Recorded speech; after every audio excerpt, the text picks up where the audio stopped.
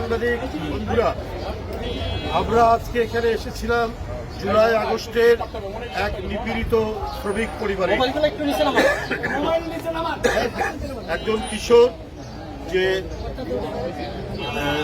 কি বলে ইলেকট্রিশিয়ানের কাজ করে, তার নাম রাকিবুল ইসলাম। তার বাসায় আমরা এসেছি। আমরা বিএনপি পরিবার, আমাদের সাথে বিএনপি পরিবারের আহ্বায়ক বিশিষ্ট সাংবাদিক আতিকুল ইসলাম রুমন, সদস্য সচিব কৃষিবিদ মিথুন, এবং এটার যে উপদেষ্টা পরিষদের যারা উপদেষ্টারা আছেন, ইঞ্জিনিয়ার আশরাফ উদ্দিন বকুল, ইঞ্জিনিয়ার সেলিম, বিশিষ্ট ব্যবসায়ী আবুল কাশেম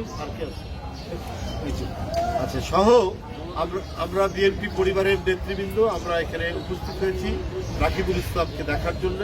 তার পরিবারের পক্ষ থেকে আমাদের কেন্দ্রীয় কার্যালয়ে তার একজন আত্মীয় গিয়েছিলেন এবং বলেছিলেন একবার গিয়ে দেখে আসতে।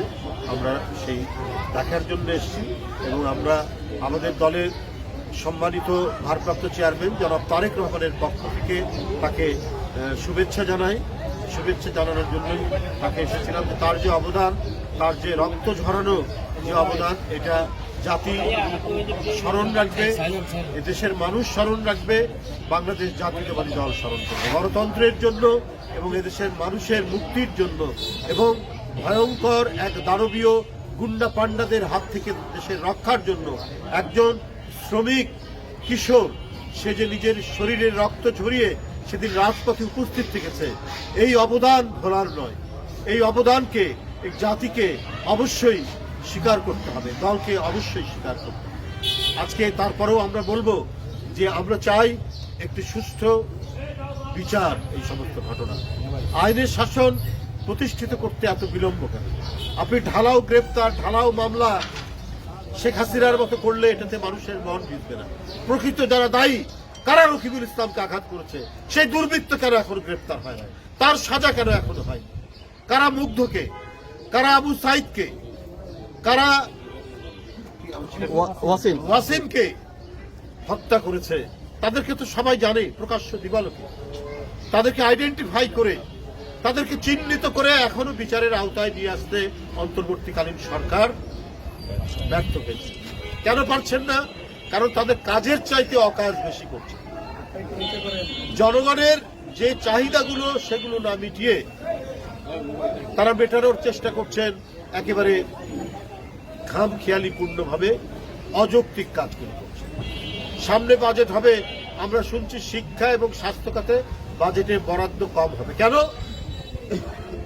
একটা জাতি তার গণতন্ত্রের মুক্তির জন্য প্রায় 20,000 থেকে 25,000 যারা রক্ত ঝরিয়েছে, এই দেশে যদি আমাদের স্বাস্থ্য খাত উন্নত হতো তাহলে তো এরা খুব দ্রুত গতিতে চিকিৎসা পেত।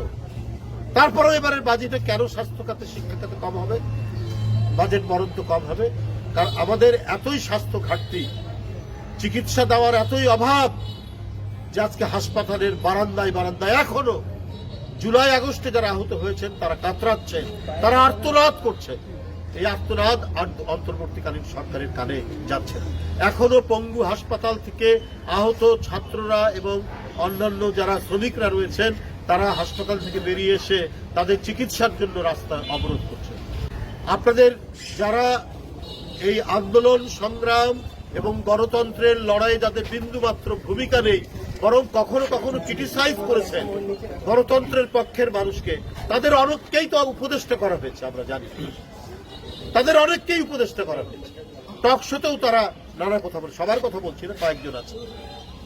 তারা এই রাকিবুল ইসলাম এবং মুগ্ধ, আবু সাইদ, আহনাফ, ওয়াসিমের রক্তের উপর যারা সরকারটি হলেন, তারা কি শুধুমাত্র গাড়িতে পতাকা ওড়ানোর জন্য হয়েছেন না কিছু কার্যকর কাজ করার জন্য? আজও বিশ্ববিদ্যালয়ের শিক্ষকরা তাদের আবাসনের জন্য যখন প্রধান উপদেষ্টার বাসায় যান তখন তাদেরকে ভালো মতো ব্যবহার করা হয়, বরং পুলিশ নিয়ে দেওয়া হয়। তাদের বিরুদ্ধে টিয়ার গ্যাস মারা হয়, সাউন্ড গ্রেনেড মারা হয়। কেন? শেখ হাসিনা 15 বছর এই সাউন্ড গ্রেনেড মেরেছেন। এই ধরনের ভয়ঙ্কর মারণাস্ত্র গণতান্ত্রিক নেতাকর্মী নিরস্ত্র যাদের হাতে একটা ইট নেই, তাদেরকে শর্ট গান দিয়ে গুলি করে কারো চোখ অন্ধ করে দিয়েছেন, কারো হাত পা আপনার খোঁড়া করে দিয়েছে। ওইটার পুনরাবৃত্তি এখনো হবে কেন? কিছু মানুষ সুখে শান্তিতে ক্ষমতার কাছাকাছি থাকবেন, আর আজকে 20,000 নেতাকর্মী যারা আহত এবং প্রায় 1,500-এর মতো যারা জীবন দান করলেন, তাদেরকে আপনারা ক্রমাগতভাবে ভুলে যাচ্ছেন। তাদের জন্যই বাজেটে বরাদ্দ কম, আর আপনারা কাদের বাজেট বৃদ্ধি করছেন এটা জনগণ জানতে চায়। যাই হোক, আমরা আজকে রাকিবুল ইসলামের তার এই যে রাকিবুল হাসান একজন শ্রমিক কিশোর, আমরা সে বাংলা জাতীয়তাবাদী স্বেচ্ছাসেবক দলের কর্মী, সে তার যেহেতু স্বেচ্ছাসেবক দল করতে, এই কারণে আদর্শের তাগিদে সে রাজপথে সেদিন হাজির হওয়াতে আওয়ামী পান্ডারা তাকে ছুরিকাঘাত করেছে। আমরা তার এই যে অবদান, এই অবদানের প্রতি আমরা গভীর শ্রদ্ধা জানাচ্ছি এবং জাতীয়তাবাদী দলের ভারপ্রাপ্ত চেয়ারম্যান তাকে শুভেচ্ছা দিয়েছেন। এই জন্য আমরা বিএনপি পরিবার, আমরা এখানে যারা উপস্থিত হয়েছি তারা চেয়ারম্যানের পক্ষ থেকে, জনাব তারেক রহমানের পক্ষ থেকে আজকে এখানে এসেছি। আমরা আপনাদের সামনে এই অসুস্থ রাকিবুল হাসানকে দেখতে এসে কয়েকটি কথা আপনাদের সামনে বললাম। এটা অত্যন্ত জরুরি, প্রয়োজনীয়, কারণ এখনো জুলাই আগস্টের সংগ্রামের নেতাকর্মীরা তারা কাতরাচ্ছে। আর আমরা দেখছি যে বাংলাদেশের রাষ্ট্রীয় পর্যায়ে যারা আছেন তারা সেখানে নানা ধরনের নাটক বায়স্কোপ জনগণকে দেখাচ্ছে। জনগণ যদি তাদের যে চাহিদার জন্য, তারা তাদের মুক্তির জন্য সব অর্থে কথা বলা এবং খাদ্য নিরাপত্তা, পেট ভর্তি করা সব মিলিয়ে এই মুক্তি যদি না ঘটে, তাহলে অন্তর্বর্তী সরকারকে তারা আর মনে প্রাণে গ্রহণ করবে না। কারণ তাদের উপর অর্পিত যে দায়িত্ব, সেই দায়িত্ব বাদ দিয়ে তারা অন্য কাজে যাচ্ছেন, অন্য কাজ করছেন, জনগণের সামনে বিভ্রান্ত।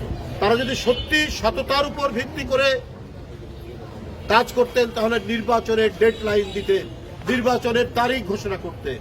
তারা প্রথমেই জনগণ 15 বছর যেটি বঞ্চিত হয়েছে একটা অবাধ সুষ্ঠু নির্বাচন, ভোট কেন্দ্রে গিয়ে ভোট দিতে, সেই বঞ্চনা থেকে আজও মুক্তি হয়নি। আজও এই অন্তর্বর্তীকালীন সরকার শেখ হাসিনার মতোই নির্বাচন নিয়ে টাল বাহানা করছে। হাসিনার আমলের চাইতে কেন জানি অন্তর্বর্তীকালীন সরকারের অনেক বৈশিষ্ট্য মিলে যায়, এটা জনগণ প্রত্যাশা করে। আপনাদের সকলকে ধন্যবাদ। উপদেষ্টা আসিফ মাহমুদ অভিযোগ করেছেন যে গায়ের জোরে নগর ভবন বন্ধ রেখে আন্দোলন করছে বিএনপি। উপদেষ্টা আসিফ মাহমুদ অভিযোগ করছে।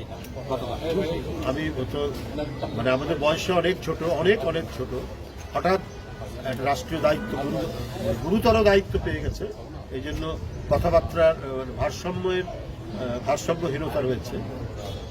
তো সে তো আদালতের রায় নিয়ে কাজ করছে, সে তার শপথ দেওয়ার কথা, কিন্তু সরকারের পক্ষ থেকে গায়ের জোর খাটানো।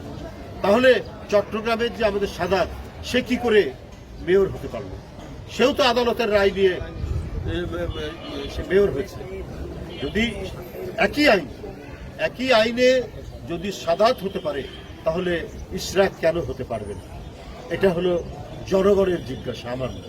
সে তো আমি যদি বুঝতাম সে গায়ে আমাকে দিতে হবে, গায়ের জোর দিয়ে একেবারে গিয়ে ভাঙচুর করে বা জোর করে তালা মারতে, সে তো এক কথা না।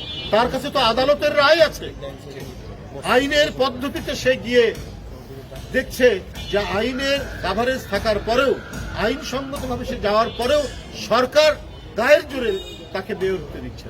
তো সেই ক্ষেত্রে সেই আইনটি প্রতিষ্ঠার জন্য তার আন্দোলন করার যথেষ্ট অধিকার রয়েছে। ধন্যবাদ।